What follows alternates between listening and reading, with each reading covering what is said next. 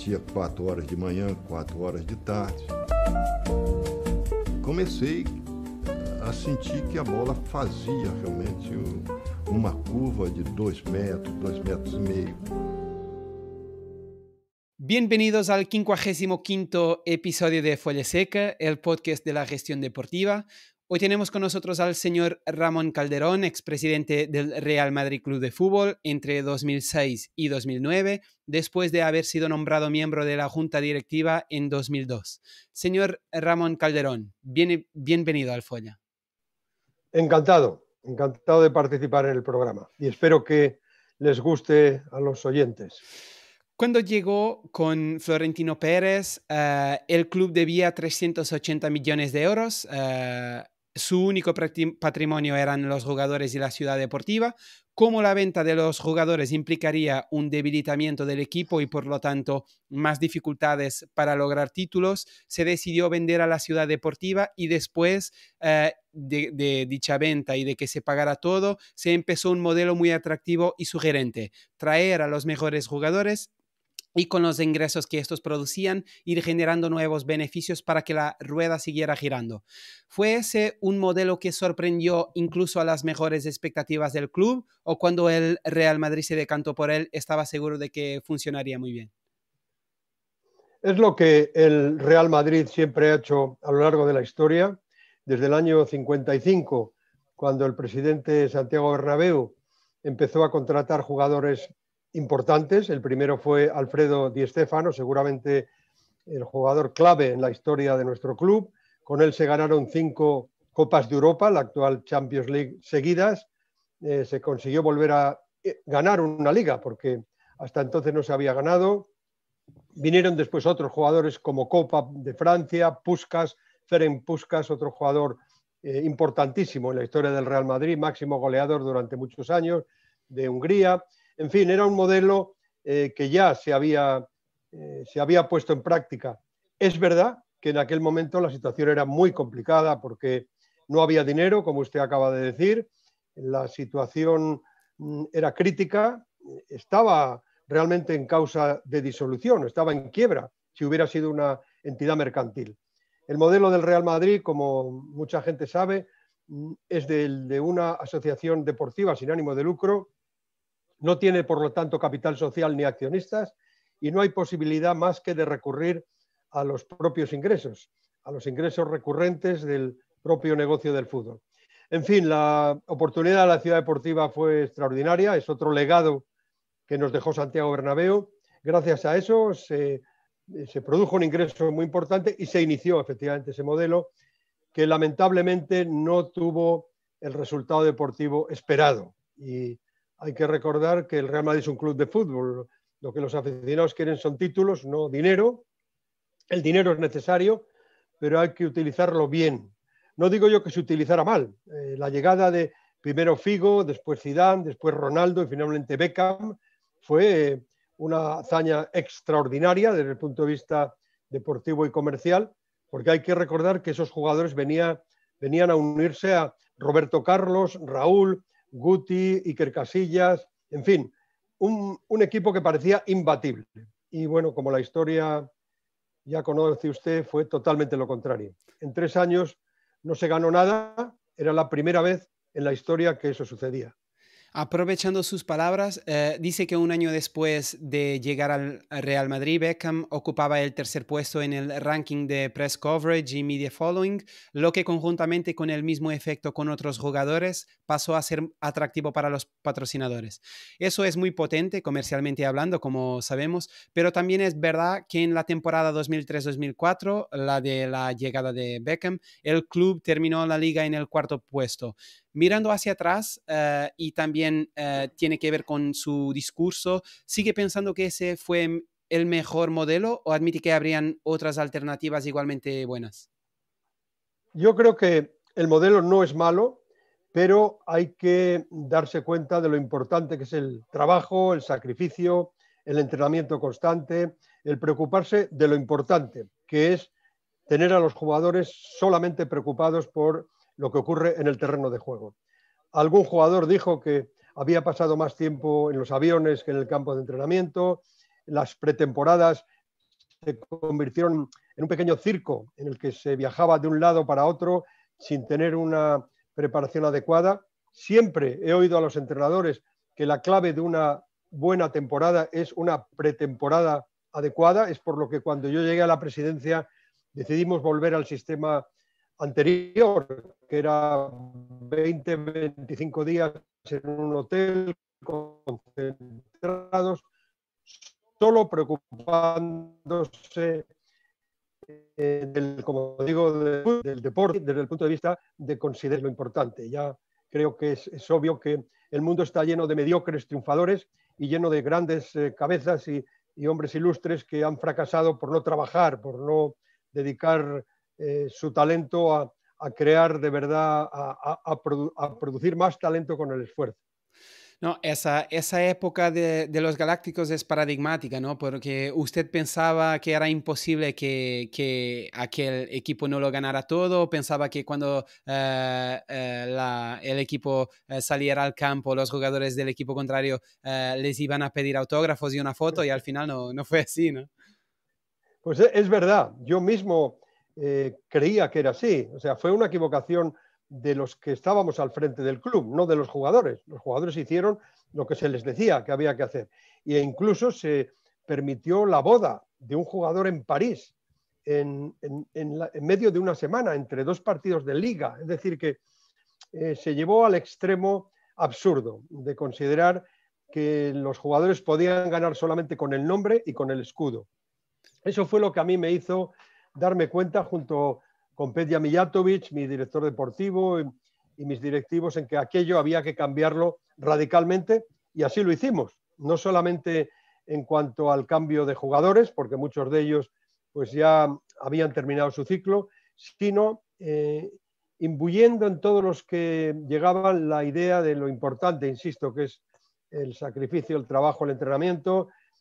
Yo les decía a todos que su llegada al Real Madrid era el punto más importante de su carrera, porque a partir de ahí se iban a dar cuenta de lo exigente que es este club. Aquí se ha generado la leyenda a base de exigencia permanente. En el Real Madrid ganar no es un éxito, es una obligación. Y eso es un problema para todos, presidente, directivos, entrenador, jugadores. Pero claro, gracias a eso se ha generado la leyenda. Incluso muchos jugadores se sorprendían de la falta de apoyo en algunas ocasiones del público. Y es que este es un público que no está identificado, como en otros casos, con un sentimiento localista o regionalista, lo que puede pasar en Barcelona, en Sevilla o en Valencia. Aquí el 75% de los que vivimos en Madrid, y me incluyo yo, no hemos nacido en Madrid. Por lo tanto, nuestra identificación con el club es la identificación con el éxito, con el buen hacer, con la excelencia. Y yo creo que esa es la clave, así lo hicimos nosotros.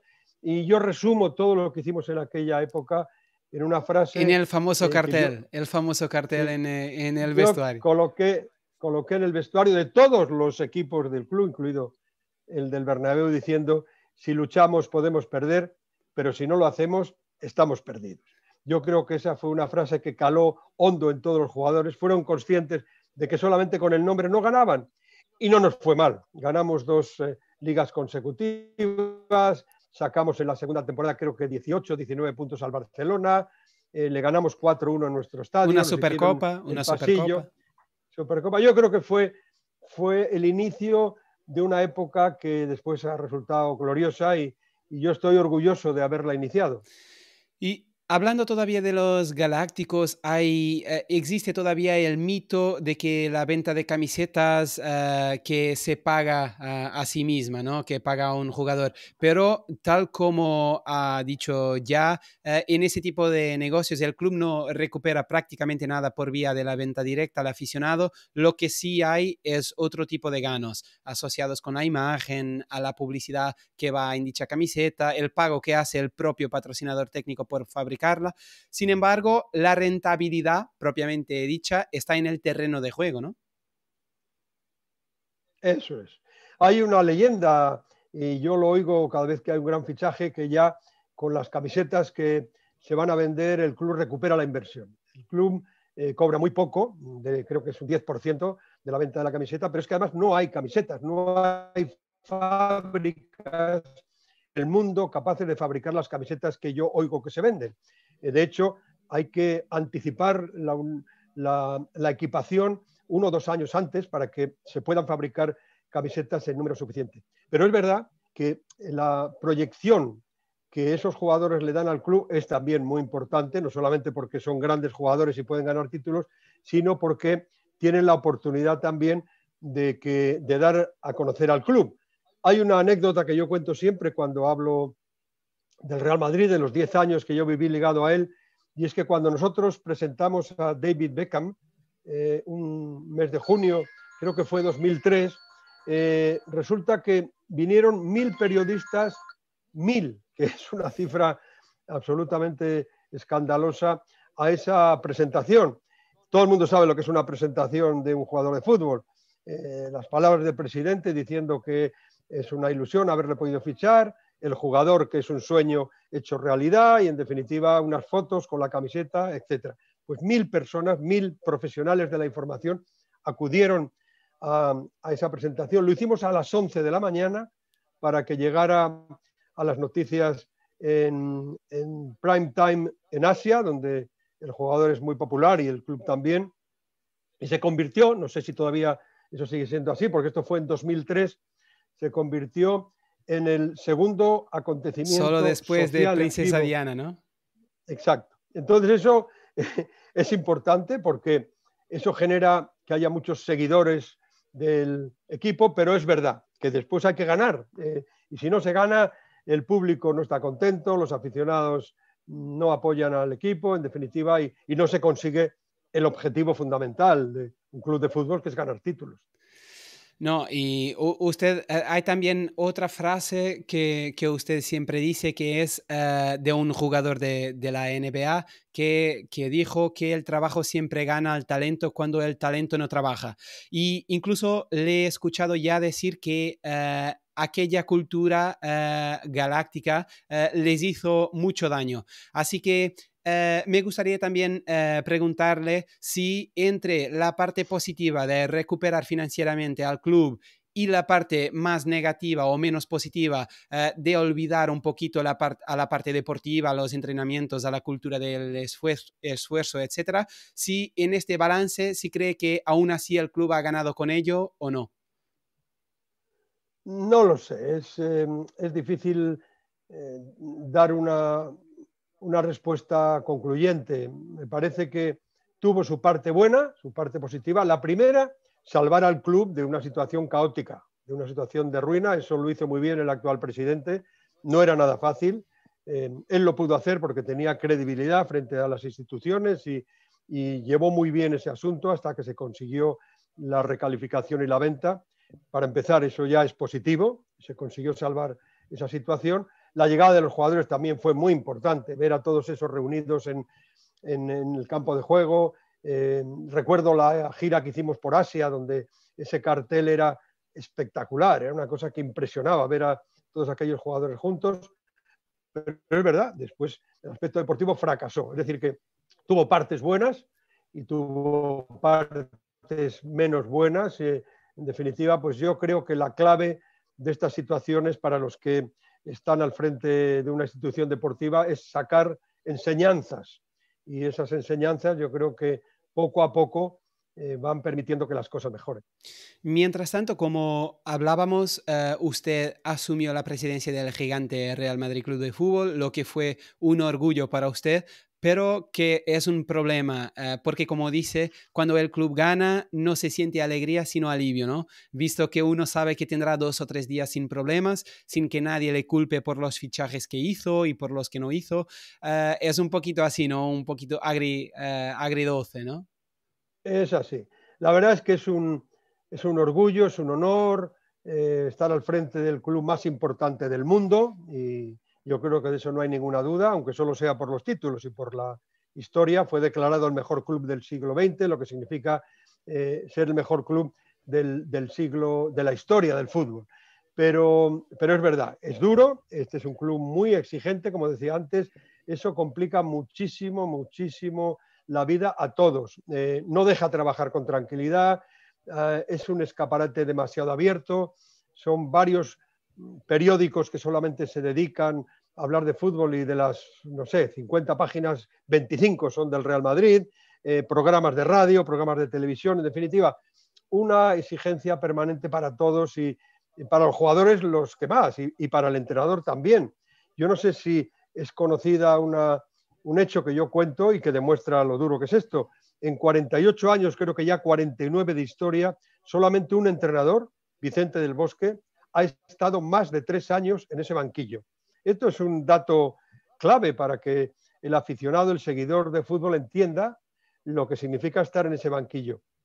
Por eso, la mayoría de los entrenadores no confían del todo en los jóvenes, porque saben que ellos no tienen tiempo, o sea, no les van a dar tiempo para demostrar que esos jugadores son los que le van a permitir salir adelante y ganar títulos, porque sabe que estará muy poco y entonces necesita confiar en los que tienen más experiencia, en los jugadores con más años, con más capacidad para resolver situaciones difíciles. Esa es la realidad. Si esto lo conocen los aficionados ingleses, pues les llamará la atención muchísimo porque estamos hablando de que allí hay un entrenador que estuvo creo que 25 años y muchos que están casi todos más de 10 años, ¿no? Eso aquí no es posible. Y en el aspecto deportivo, como comentaba, ha sido, creo que podremos considerarlo bastante positivo en términos de resultados, ¿no? Porque con usted el club ha conseguido 2 títulos de la Liga y una Supercopa de España, solo en el fútbol. Pero también en el aspecto financiero, pasó de recibir un club con 185 millones de euros de presupuesto a dejarlo a 420 millones y 120 millones de beneficio, ¿no? Yo tuve la suerte de poder duplicar el contrato, los ingresos por el contrato de derechos audiovisuales. Hicimos una política, yo creo, muy prudente en el gasto, porque era necesario. Yo creía que la cuestión no estaba en gastar mucho, sino en gastarlo bien. Y me parece que los que me asesoraron en su momento tuvieron una política muy acertada y muy adecuada.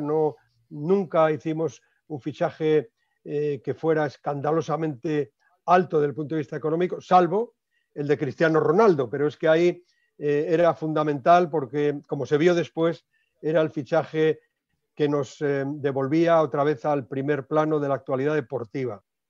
Fueron 94 millones de euros, una cifra la más alta pagada en aquel momento, pero yo no tenía ninguna duda de que tenía que aprovechar aquella oportunidad. Cristiano, junto con Messi, era el mejor jugador del mundo y la oportunidad que se nos brindaba no podíamos perderla. Así lo hice, no me preocupó pagar ese dinero, lo teníamos en caja, por cierto, era un dinero que no hubo que pedirlo al banco porque estaba ya en la cuenta corriente del club y por lo tanto, salvo ese fichaje que fue muy caro, pero resultó muy barato después, los demás fueron fichajes muy moderados en el precio. Yo recuerdo que pagamos por Higuaín 9 millones, por Marcelo 6 millones, jugadores que han dado después dinero y títulos y mucho éxito al club. Y contextualizando su llegada a la presidencia, la gente buscaba que se cambiara un sentido negativo que tenía el club, ya que los Galácticos, como ha dicho usted, no ganaron nada. El club llevaba 3 años sin ganar ningún título, como hemos hablado ya. En ese momento hizo una labor de mentalización de los jugadores junto con Mijatovic, el director deportivo del club en aquel periodo, y todo el equipo técnico para hacerles ver lo importante que era en el club el trabajo y el sacrificio, y los sintetizó todo en el famoso cartel. Pero aún así, a inicios, algunos jugadores no lo han entendido bien, ¿verdad? Porque Higuaín, por ejemplo, que le ha comentado, pero Presi, que esta frase no me gusta, etc. Fue Gago el que dijo eso. Fue Gago. A Gago no le gustó eso, me dijo, presidente, esto de perder, ¿por qué lo de perder? Y bueno, no lo había entendido bien, ¿no? Lo de podemos perder. Decía, el Madrid no puede perder. Y yo le contesté, ya lo creo que puede perder. De hecho, llevamos 3 años perdiendo. Entonces a él, aquella frase, aquella palabra de perder le parecía que que no era acertada, pero yo creo que después lo entendió. Gago tuvo un comportamiento ejemplar, no tuvo suerte en el terreno de juego, venía como una gran figura, lo fichamos de Boca, yo negocié aquel contrato con Mauricio Macri y fue difícil porque no lo querían dejar salir de Boca, era una exigencia o una petición de Fabio Capello, avalada por Petja Mijatovic, y como digo, no tuvo suerte, todos esperaban que fuera un jugador similar a lo que fue Redondo, pero bueno, no tuvo suerte, a veces ocurre, y en cualquier caso, pues aquel fichaje yo creo que animó también mucho a que el equipo ganara aquella liga. Y cuando asumió la presidencia hicieron algo muy difícil, que hemos también discutido ya un poquito este tema. Cambiaron 14 jugadores en un mes, conociendo la importancia de que los jugadores se adapten a un nuevo equipo y de la necesidad de que el equipo trabaje nuevas dinámicas. ¿De qué forma buscaron facilitarles la adaptación a los nuevos jugadores?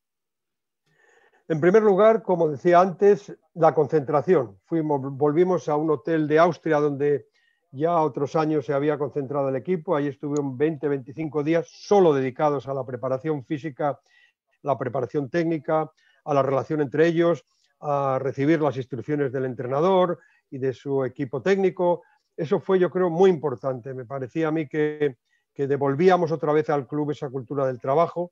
No viajamos, más que creo jugamos el trofeo en Cádiz, el Ramón de Carranza, un trofeo al que habíamos ido habitualmente antes del periodo galáctico, y recuperamos un poco la sensación de que éramos mortales, que no íbamos a conseguir nada si no era por ese camino.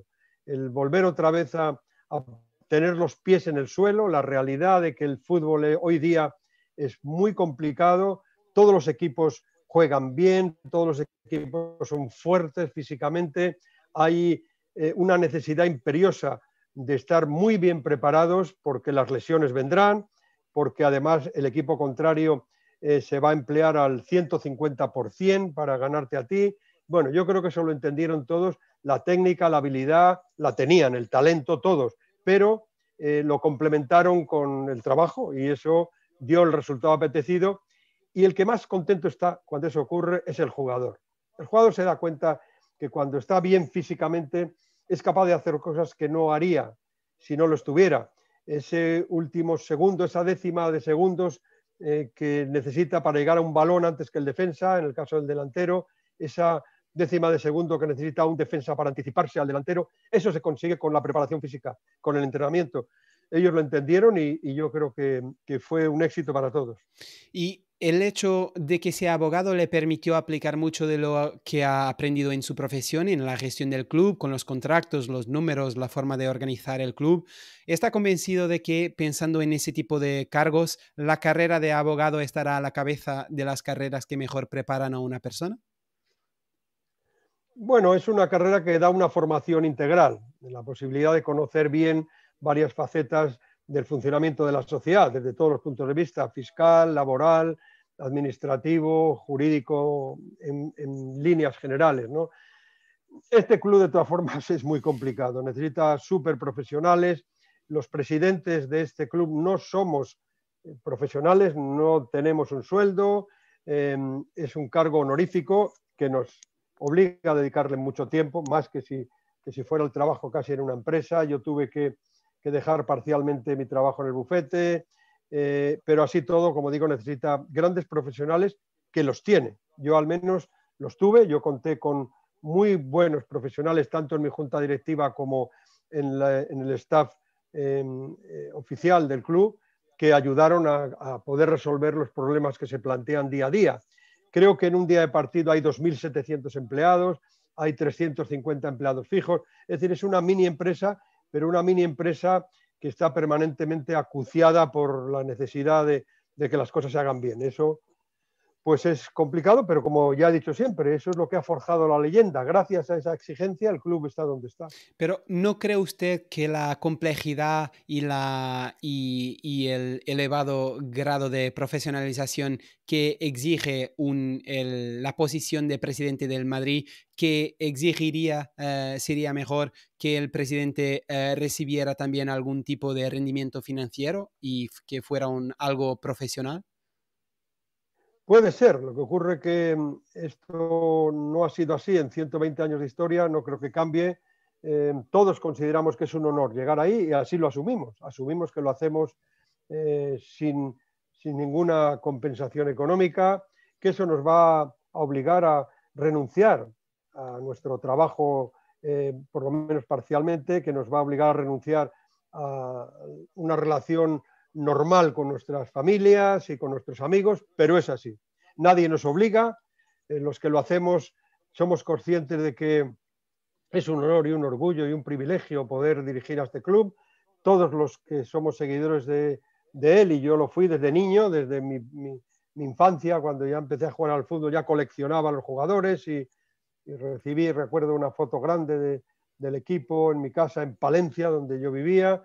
En definitiva, como digo, un orgullo y por lo tanto asumimos que no hay que percibir ninguna contraprestación. No sé si sería mejor, no lo creo, sinceramente. Pero ¿no cree solamente para completar su visión, no cree que eso al final termina filtrando mucho a los que pueden realmente pensar en ser presidente? Porque no toda gente puede abdicar de ese tipo de rendimiento. Sí, puede ser, no digo que no, puede ser, pero es como en la política. Hay muchos políticos que seguramente si trabajaran en la empresa privada ganarían muchísimo más de lo que les paga el servicio público.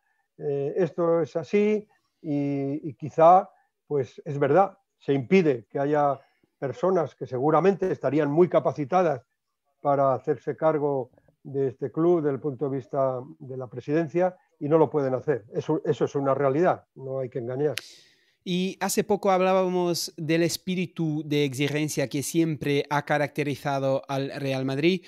Lo vivió en carne propia Fabio Capello en el verano de 2007, cuando justo 11 días después de lograr la Liga fue destituido y la verdad es que el club volvió a ser campeón el año siguiente con Bernd Schuster, marcando 18 goles más y recibiendo 4 menos, lo que representó 9 puntos más en la clasificación final. ¿Sería fácil para usted mantener a Capello en el banquillo, teniendo en cuenta que independientemente del estilo de juego, el equipo había salido campeón, pero como dice, el mundo es de los valientes, ¿no? Yo creo que sí, él no se encontraba cómodo, la verdad, en el club al final de esa etapa. Yo lo sentí mucho, le tengo cariño, tuve una relación magnífica con él, creo que hizo una gran labor aquí y lo ha demostrado en su carrera, que es un entrenador muy capacitado. Pero hay veces que las cosas no salen como uno pretende, por la razón que sea. No, yo creo que no hay que culpar a nadie, simplemente él al final se encontraba incómodo, yo creo, y fue lo mejor para todos el cambiarle.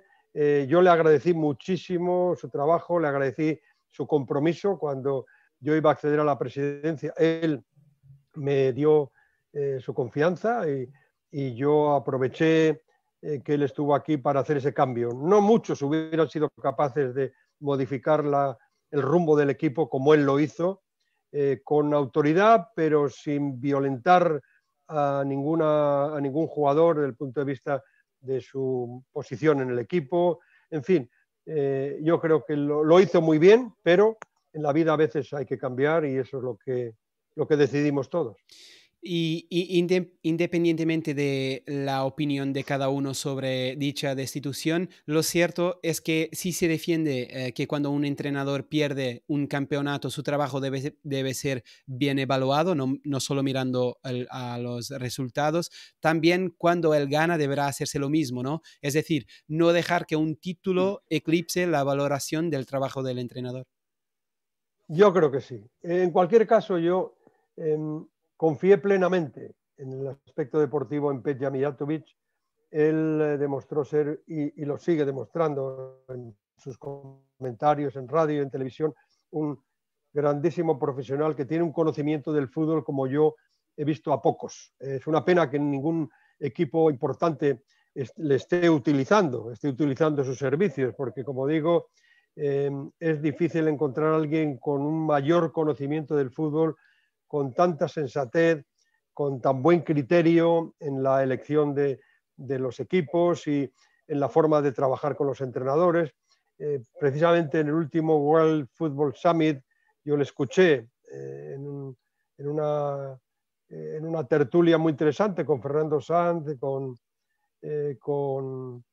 recuerdo quién más estaba, bueno, con otros dos jugadores, y sus opiniones, sus comentarios son siempre inteligentes, son siempre brillantes, y por lo tanto me confié plenamente en él y acerté. Y él fue el clave para los fichajes de Higuaín, de Marcelo, de Cristiano Ronaldo, de Van Nistelrooy, de Cannavaro.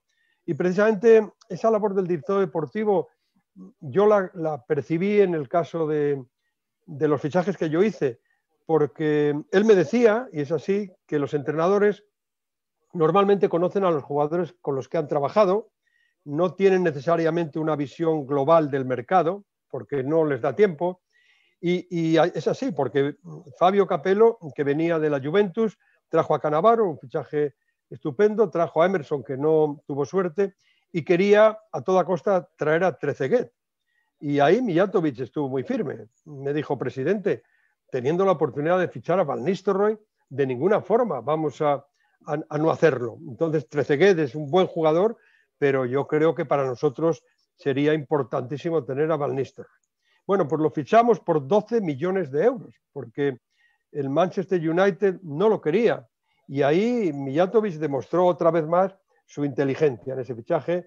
Y bueno, Van Nistelrooy fue clave. Y es uno de los jugadores más profesionales y mejores que he conocido en mi vida, en el mundo del fútbol. Y incluso con Pepe, ¿no? Yo creo que Pepe es un ejemplo paradigmático de lo que usted está diciendo, porque cuando Mijatovic le dijo, Presi, ya tengo aquí al defensor, el zaguero que necesitamos, los 30 millones exigidos por Porto le han parecido una barbaridad. Pero también en esta situación usted le confió la decisión a Mijatovic y lo único que se debería ver era si el club tendría condiciones para pagarlo, ¿no? Así es. Recuerdo perfectamente que el puesto de defensa central venía siendo un problema desde que se retiró Fernando Hierro y recuerdo que él entró en mi despacho y me dijo eso que usted ha dicho, Presi, creo que tenemos la solución, he encontrado al jugador que puede ayudarnos muchísimo a cubrir ese hueco, se llama Pepe y juega en el Oporto. Bueno, pues yo como siempre le dije, de acuerdo, yo no lo conozco, pero es lógico, yo no estoy en este mundo y sería raro que conociera a un jugador del Oporto que tampoco en aquel momento era tan relevante. Lo único que le pregunté, ¿cuánto cuesta? Y efectivamente me dijo la cifra de 30 millones de euros, ante lo cual yo di un pequeño salto en mi asiento porque no era una cifra en aquel momento pequeña. Yo le dije, Pecha, 30 millones de euros, un central, no de renombre. ¿Tú estás seguro? Me dijo, totalmente seguro, Presi. Bueno, pues nosotros teníamos el dinero para pagarlo, yo le di el visto bueno y fue otro más de sus aciertos. Porque la verdad es que cuando le hablan de moralidad en los grandes fichajes, usted comenta que un club de fútbol no es una ONG, por lo que lo más importante es entender si consigue pagar el valor en cuestión, saber si el balance lo permite y si el entrenador entiende que es un buen fichaje, ya que al final el club tendrá el dinero en el campo o en el banco, no lo va a dar a nadie, ¿no? Es así, y más en el caso del Real Madrid, donde nosotros no tenemos. Y por lo tanto, lo que el socio, lo que el aficionado quiere es ver a los mejores jugadores siempre y cuando sea posible pagarlos, siempre y cuando no se hipoteque al club y siempre y cuando ese jugador haya sido aprobado tanto por el director deportivo como por el entrenador. Esas son, yo creo, las premisas fundamentales para que un equipo como el Real Madrid contrate a un jugador. Es lo que se ha hecho siempre y por lo menos es lo que yo intenté en mi época en la que tenía la máxima responsabilidad del club. Incluso porque yo creo que una de las cosas que muestra bien la diferencia también de política y cultura entre la directiva, la junta directiva de Florentino Pérez y la suya en su periodo es que, por ejemplo, sobre este asunto, usted le decía siempre a Florentino que él jamás contrataría como director general de su empresa de construcción a un entrenador de fútbol, ¿no? Entonces, eso es lo mismo al revés, ¿no? Para el fútbol. Eso es. Yo creo que él es un ingeniero de caminos reputado y gran empresario.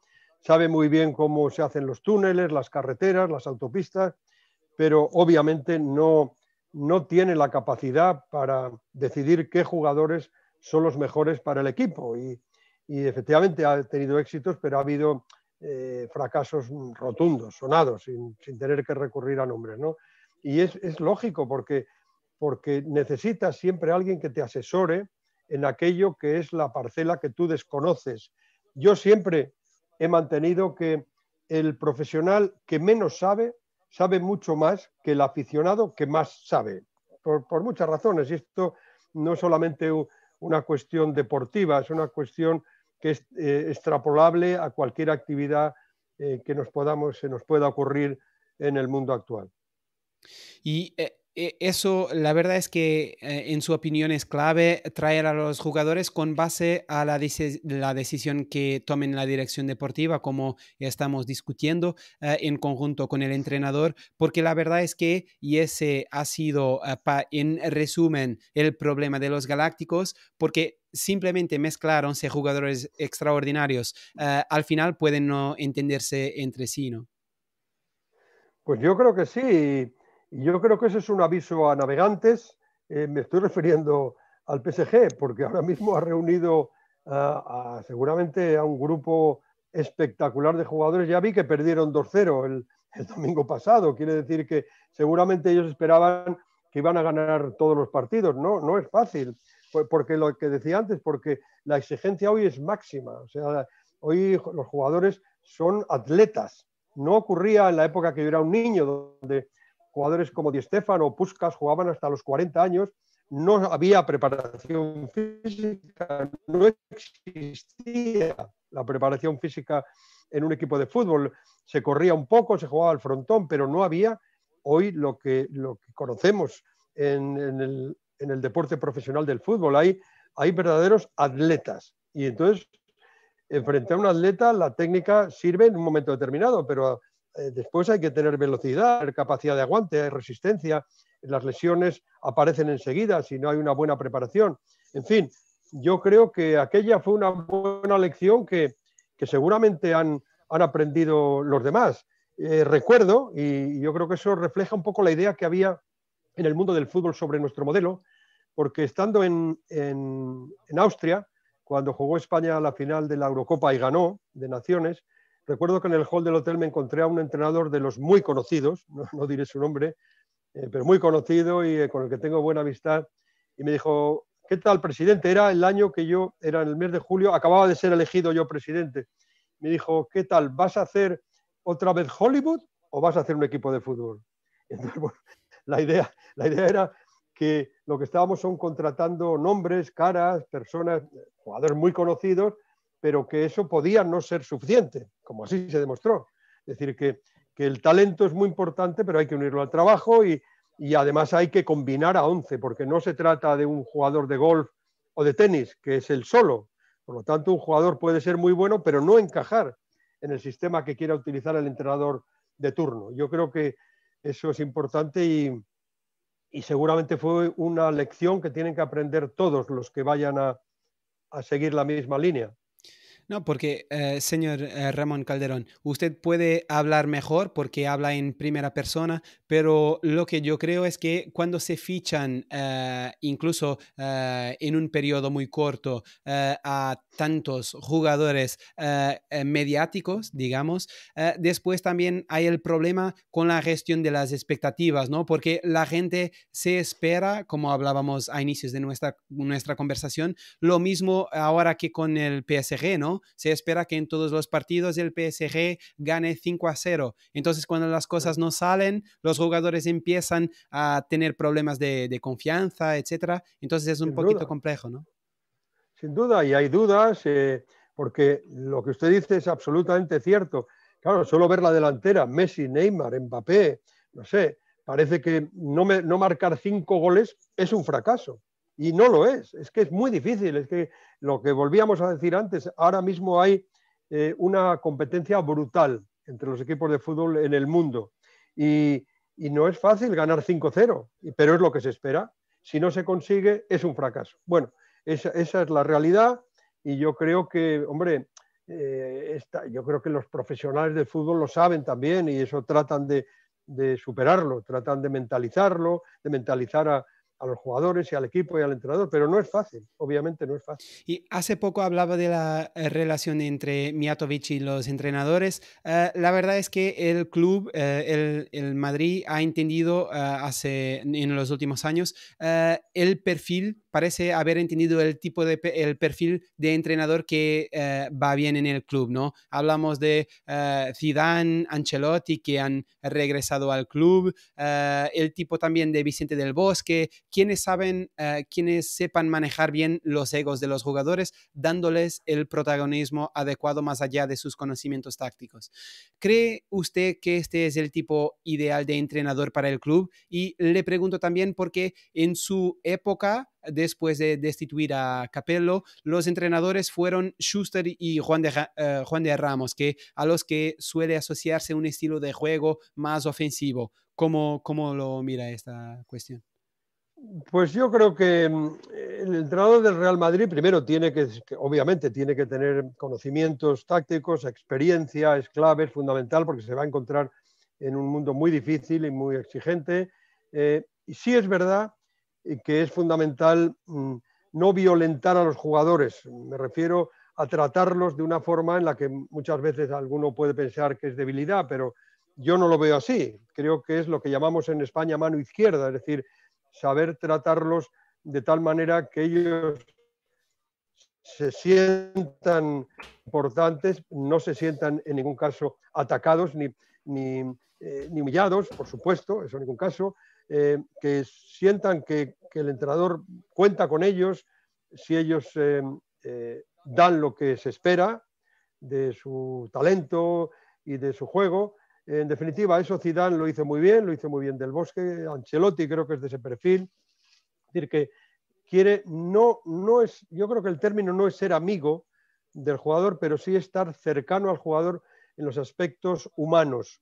Un jugador es un chico joven que tiene preocupaciones como todos los jóvenes, que tiene una vida muy sacrificada, que está fuera de casa 200 días, que obviamente le gusta divertirse, le gusta estar con sus amigos, salir de juerga. Pues lo lógico de un chico joven, eso no lo puede hacer y hay que tratar de combinar todas esas situaciones que vive un chico joven con la exigencia de jugar en el primer equipo y de tener que responder a unos ingresos que no los recibe cualquiera. En definitiva, eso yo creo que entrenadores como Vicente del Bosque y Zidane lo han hecho muy bien. Es un perfil, yo creo, de entrenador muy adecuado para el club y de hecho los resultados ahí están.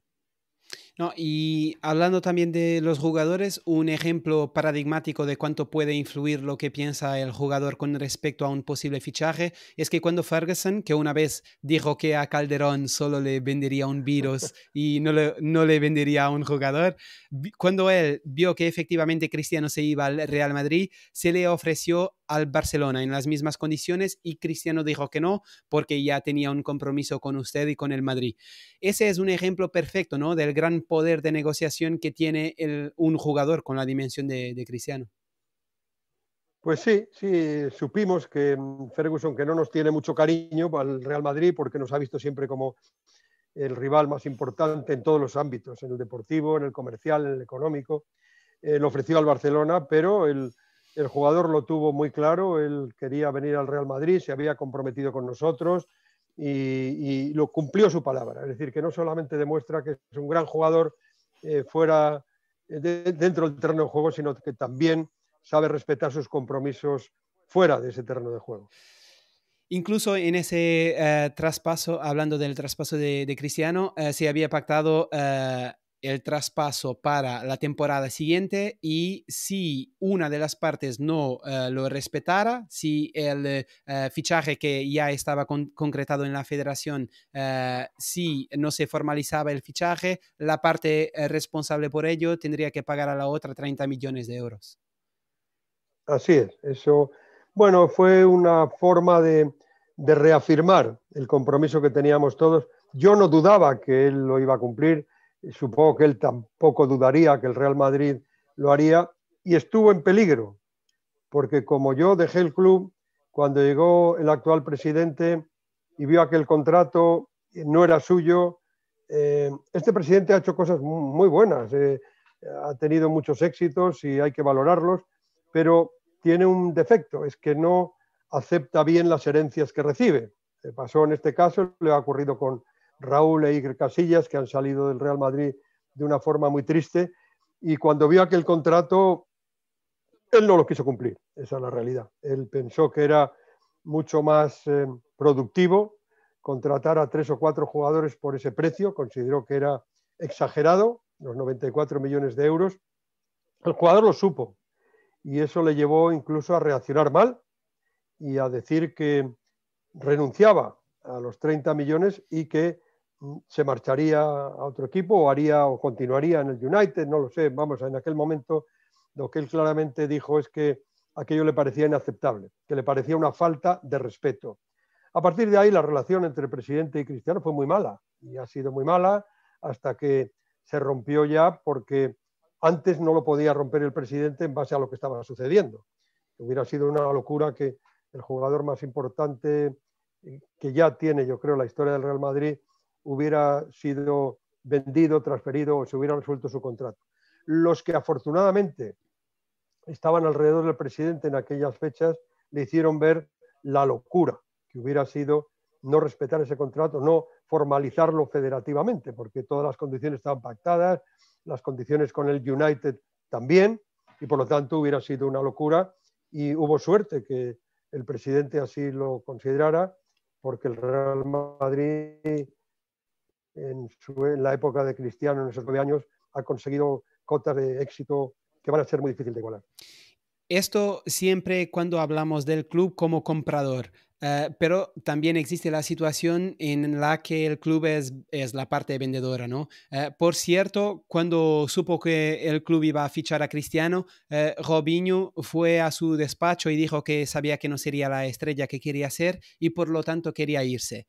En ese tipo de situaciones usted lo tiene claro. Un presidente tiene que pensar en el ser humano, no en el jugador, dejarlo irse e intentar obtener la máxima cuantía posible. En primer lugar, porque al obligar a un jugador a trabajar donde no quiere, él lo hará mal. Y en segundo lugar, porque el Madrid tiene suficiente prestigio e identidad como para que nadie le pueda decir que va a jugar por obligación en su equipo.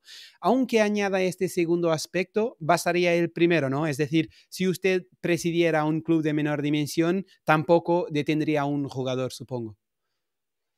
Pues obviamente así es, como un empresario no retendría a un trabajador en su empresa si el trabajador no quiere estar, si el trabajador no está contento. Ocurrió con Robinho, yo creo que los jugadores tienen ese aspecto humano que no se puede despreciar ni mucho menos, sino todo lo contrario, hay que atender a la persona, al ser humano. Él me dijo que no estaba contento, que no se encontraba satisfecho, que veía que venía Cristiano Ronaldo y él llegó al Real Madrid para ser la figura. Es verdad que aquí a Robinho se le dio una importancia tremenda, se hablaba del nuevo Pelé y no tuvo la suerte que se merecía seguramente, no le fue bien. La llegada de Cristiano a él le parecía que le relegaba definitivamente a un segundo plano, me pidió salir y yo le dije, por lo que he dicho a cualquier jugador cuando se quería marchar, es un problema de resolver lo mejor posible esta situación para ti y para el club, porque tú tienes un valor que no podemos despreciar, sobre todo porque los presidentes del Real Madrid representamos bienes que no son nuestros, representamos un patrimonio ajeno, por lo tanto tenemos que ser todavía más escrupulosos que si lo hiciéramos con el nuestro propio. y eso es lo que ocurrió con Robinho.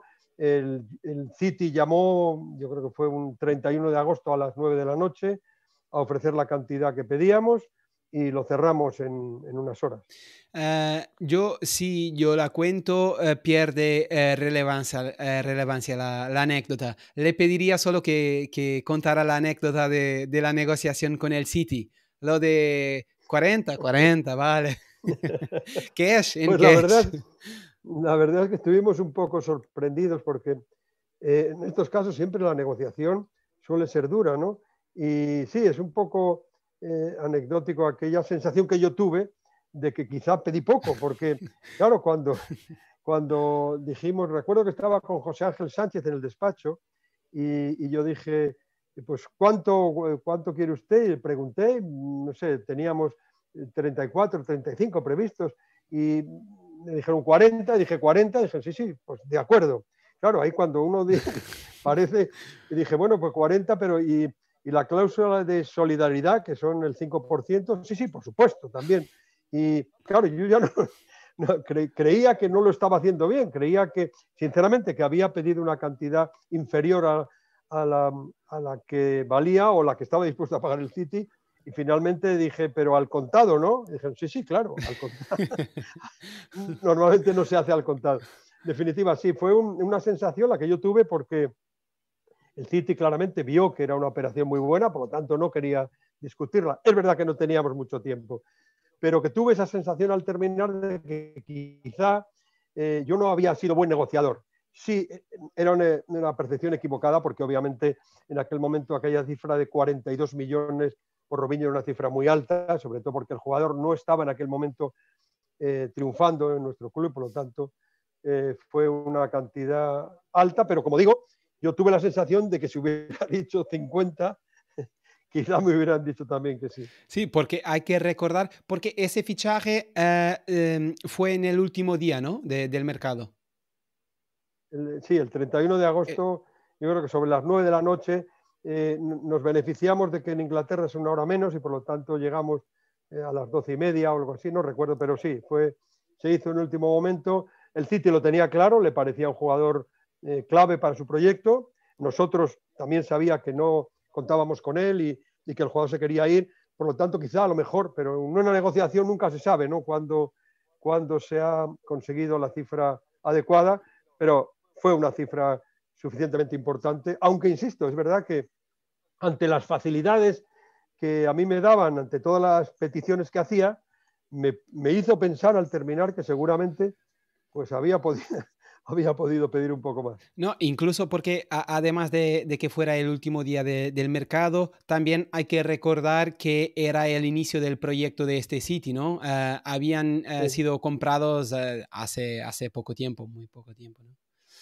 Sí, bueno, yo creo que eso pasa siempre. Me ocurrió con Mauricio Macri, buen amigo, gran presidente del club y gran presidente de Argentina, que cuando yo compré a Gago también lo hicimos muy tarde, a la 1 de la madrugada ya en el estadio. Y yo le decía, pero Mauricio, 20 millones de euros por Gago, ahora es muchísimo. Y me decía, Ramón, sí, yo estoy de acuerdo, es mucho, pero si quieres al jugador ahora, pues hay que pagar 20 millones de euros y así lo hicimos, ¿no? En definitiva, que yo creo que son negociaciones en las que, como en cualquier negociación en la vida, nunca se sabe muy bien cuál es la cifra adecuada.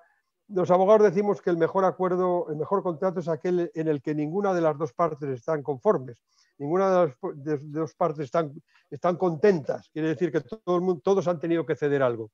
Y eso es así, cuando se llega a un acuerdo con otro club para vender a un jugador, pues bueno, las cifras hay que ajustarlas a lo que sea razonable.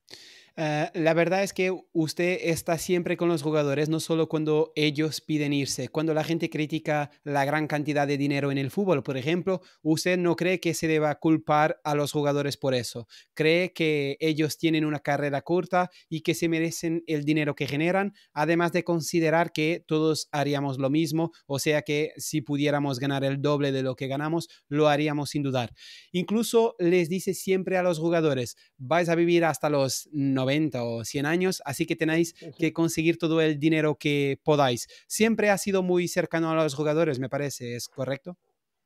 Pues es así, yo creo que yo primero he visto al ser humano, no sé, cuando ya tienes una cierta edad, consideras al chico joven, yo tengo hijos ya mayores de lo que son un jugador de fútbol y por lo tanto veo a la persona, al ser humano, a sus problemas, sus necesidades, sus carencias, lo que le va a ocurrir en el futuro y les he tratado de ayudar dentro de mis posibilidades, tampoco es que yo pudiera hacer demasiado, pero sí aconsejarles en lo que a mí me parecía que yo estaba en posición de hacerlo y siempre he creído que deben de ganar lo máximo que puedan, por eso que usted ha dicho, su carrera es corta, generan mucho dinero, tienen que renunciar a muchas cosas en una época en la que es muy difícil hacerlo, cuando se es joven es cuando uno tiene más ganas de vivir y más ganas de disfrutar de cosas de las que ellos tienen que privarse y por lo tanto se merecen ganar ese dinero y se merecen invertirlo bien, guardarlo, porque es verdad, van a vivir hasta los 90 o 100 años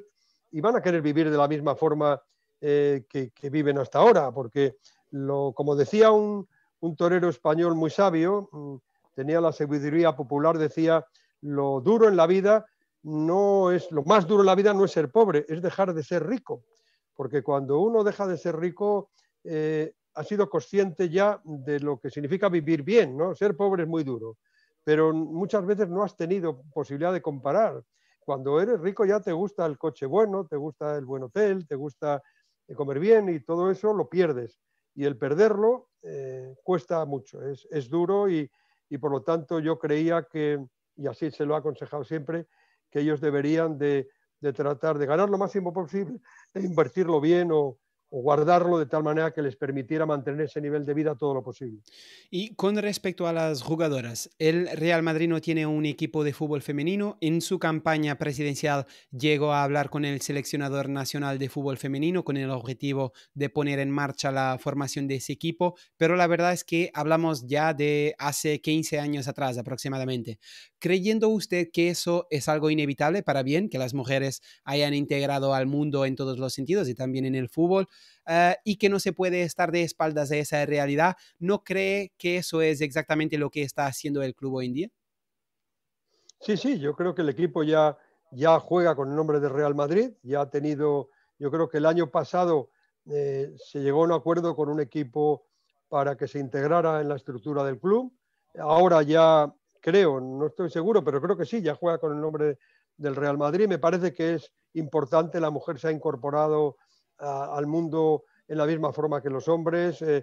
Hay un gran nivel, porque yo hace 4 o 5 años ya empecé a ver partidos de fútbol femenino y tienen un nivel muy más que aceptable, es decir, que ya son partidos muy competidos, partidos bonitos, las jugadoras tienen técnica, tienen habilidad, tienen talento y empieza ya la gente a valorarlo, a ir a los estadios. Yo creo que es fundamental que una vez incorporadas al mundo del deporte también lo hagan al mundo del fútbol. No, estaban en el baloncesto, en el balonmano, en el atletismo, no tenía sentido que no lo hicieran en el fútbol y es muy bueno que así sea. No, pero digo, cuando hablaba del club que está haciendo esto, me refería a dar las espaldas, porque la verdad es que el club es el Madrid Club de Fútbol Femenino, ¿no? No, no hay un Real Madrid Club de Fútbol hoy en día.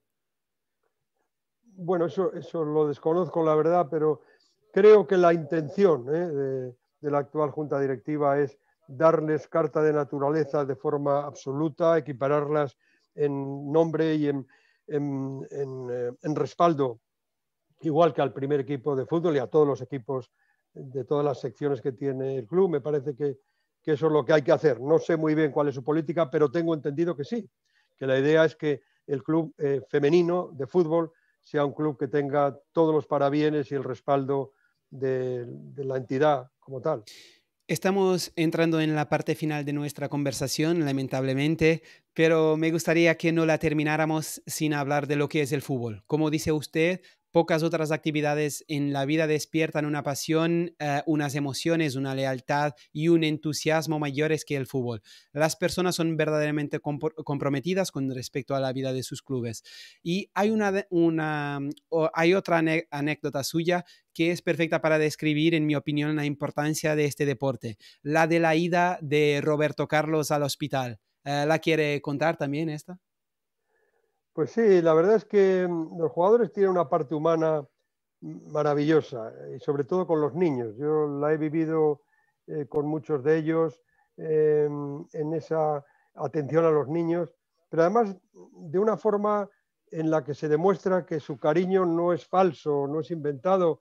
La mayoría de las veces, recuerdo con Raúl, con Iker, con Roberto, nunca querían cámaras, no querían fotos, querían que esa relación fuera una relación de verdad, de un chico joven con un niño, como ellos han sido. La mayoría han pasado dificultades, conocen lo que es eso y por lo tanto son muy cercanos a los niños. Sí, es verdad, lo he contado, creo que fue Roberto Carlos, si no es él, pues sería otro, pero bueno, si lo focalizamos en Roberto Carlos, seguramente que no nos equivocamos porque es una persona humana por excelencia. Y es verdad que un chico tenía una enfermedad terminal, estaba en un hospital en Madrid, llamó el director del hospital y dijo que la ilusión de ese niño era estar con Roberto Carlos, o creo que no, que le mandara un balón firmado o una camiseta firmada, porque esa era su ilusión. Era un niño, yo creo, de 10 o 12 años y le habían dado un mes de vida. Roberto Carlos no solamente, pues una vez que lo supo, dijo que por supuesto que no solamente iba a enviar un balón o una camiseta firmada, que quería ir a ver a ese chico al hospital. Lo hizo, estuvo con él en su habitación 1 o 2 horas jugando, riéndose, me imagino, yo no estaba presente. El chico supongo que sentiría una emoción especial viendo a su ídolo sentado en su cama y jugando con él y contándole anécdotas. Seguramente pues, le daría alguna patada al balón de fútbol, etcétera, ¿no?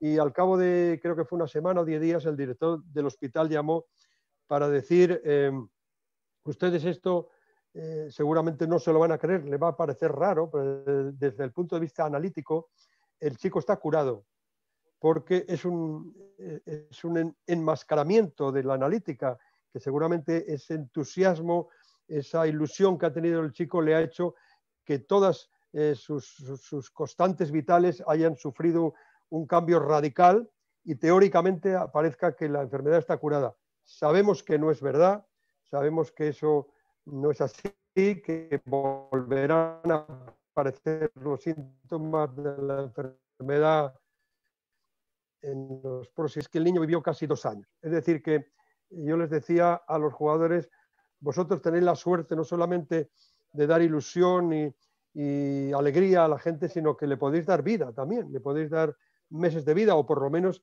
en este caso así se ha demostrado. Es una anécdota muy bonita. Habrá muchas más similares, porque como digo, los jugadores, por lo menos los que yo he conocido, estoy seguro que todos lo hacen igual, están deseando dar alegría a niños, porque sobre todo supongo porque ellos lo han sido y lo han sido con dificultades. Por lo tanto, cuando pueden acercarse a ellos y pueden darles regalos en Navidad o alegría como esta que le dio Roberto Carlos a este niño o cualquier otra ilusión, yo cuando estoy con ellos, se acerca un niño, lo primero que hace, le cogen para hacerse una foto, le dan un abrazo y la cara del niño, esa ilusión, esa no se olvida. Yo cuando he ido a las escuelas de niños, y lo cuento siempre en algunas conferencias que doy, publico fotos que tengo con las Champions, con las ligas, y publico fotos después con jugadores y yo mismo en escuelas de fútbol, con niños. Y pregunto siempre, o digo, ¿cuál creen ustedes que para mí me produce más orgullo, más satisfacción? ¿Las de las copas o la de los niños? Sin ninguna duda la de los niños. La alegría esa que se ve en la cara de un niño no se paga con nada. No hay Champions League que pague la sonrisa, la ilusión y la alegría de un niño. Señor Ramón, aquí en los segundos finales hubo unos segundos en que esto se ha cortado y yo creo que la historia merece la importancia, porque al final el niño ha vivido, ha dicho 2 años más. Creo que es casi 2 años más. Sí. Superó casi los 2 años cuando teóricamente era un mes de vida lo que tenía diagnosticado. Sí. Y es una anécdota increíble. Y finalmente, para terminar nuestra charla, ¿qué podría sugerir a quienes nos ven o escuchan? ¿Qué libro, documental, serie, película sobre fútbol o gestión deportiva le gustaría recomendar? Pues hay muchos, la verdad. Yo ahora mismo no tengo en mente varios títulos que he leído. Hay alguno de Jorge Valdano que yo creo que merece la pena ser leído. Es un hombre muy brillante, conoce muy bien el fútbol como jugador, como entrenador, como director deportivo. Soy un amigo suyo, pero no lo recomiendo solo por eso, sino porque creo que ayudará mucho a la gente que está vinculada al fútbol o que tiene ilusión por conocer el fútbol, leer ese libro. Creo que hay otro de Rubén Amón que se titula Saber Perder. Creo que es Rubén Amón, si puede ser que esté equivocado, que también es un libro muy interesante para conocer de dentro el mundo del fútbol y la forma en la que los que hemos estado vinculados y los que siguen estando vinculados tienen que actuar. Señor Ramón Calderón, muchísimas gracias una vez más por su presencia aquí en El Folla. Pues un placer, un placer.